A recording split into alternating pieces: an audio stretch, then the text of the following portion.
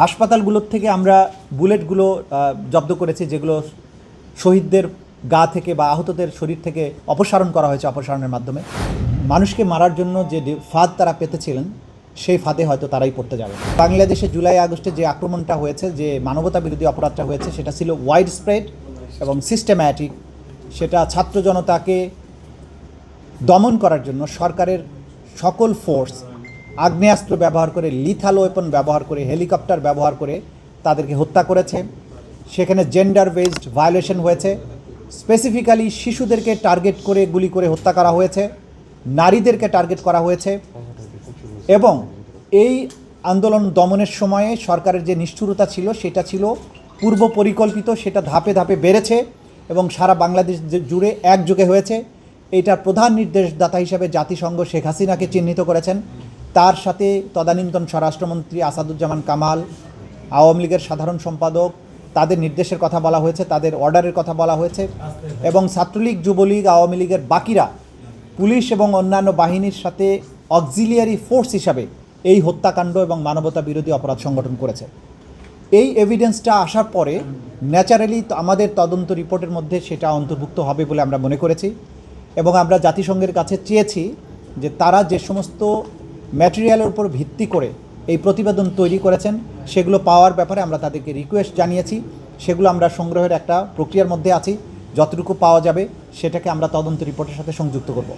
যেহেতু জাতিসংঘের মতো একটা বিশ্বের সবচাইতে বড় আন্তর্জাতিক সংগঠন, যাদের বাংলাদেশের কারো পক্ষে কোনো পলিটিক্যাল বায়াসের কোনো কারণ নেই, তারা যেহেতু গণহত্যার ব্যাপারে সুস্পষ্ট একটা রিপোর্ট দিয়েছে, এইটা আমাদের মামলা প্রমাণের জন্য একটা বড় এভিডেন্স হিসেবে কাজ করবে।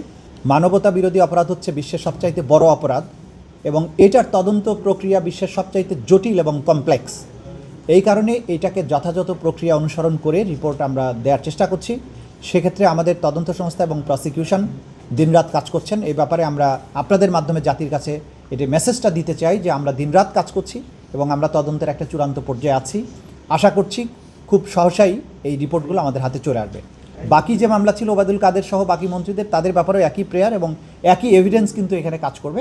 সেই হিসাবে তাদের ক্ষেত্রেও আমরা একই আবেদন জানিয়েছিলাম, আদালত সেটা মঞ্জুর করেছেন। আজকে আরেকজন আসামি সোলাইমান সেলিম, যিনি পুরান ঢাকার একজন সাবেক সংসদ সদস্য হাজী সেলিমের পুত্র, তার বিরুদ্ধে আগেই গ্রেপ্তারি পরোয়ানা জারি হয়েছিল। তিনি অন্য মামলায় গ্রেপ্তার হয়ে জেল হাজতে থাকার কারণে এই তথ্য আসার পরে আমরা তাকে আমাদের এই মামলাতে শোন অ্যারেস্ট দেখানোর জন্য এবং প্রোডাকশন ওয়ারেন্ট ইস্যু করার জন্য আবেদন করেছিলাম। তাকেও 20 এপ্রিল আদালতে উপস্থিত করার জন্য নির্দেশ দিয়েছেন।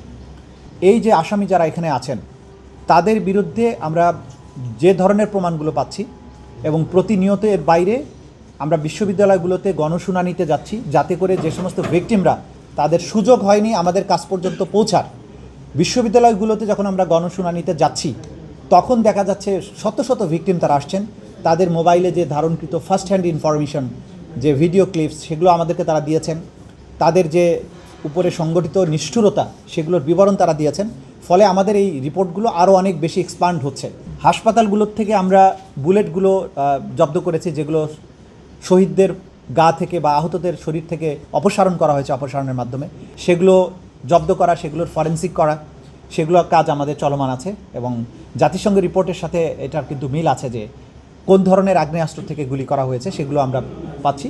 সাবেক প্রধানমন্ত্রী শেখ হাসিনার বিরুদ্ধে সেটার তদন্ত রিপোর্ট দাখিল করা সম্ভব হতে পারে বলে আমরা আশা করছি। এটা কোনো ফাইনাল টাইম লাইন নয়। আপনারা মনে রাখবেন যে তদন্ত কাজে যতটুকু লাগবে সেইটুকু সময় কিন্তু আমরা গ্রহণ করব। কারণ আমরা যদি বেশি তাড়াহুড়ো করি, তাহলে এত কমপ্লেক্স একটা তদন্তের যদি কোনো ত্রুটি থাকে এবং সেই ত্রুটির ফাঁক দিয়ে আসামি বেরিয়ে যায়, তাহলে জাতির কাছে কিন্তু আমরা দায়বদ্ধ থাকব।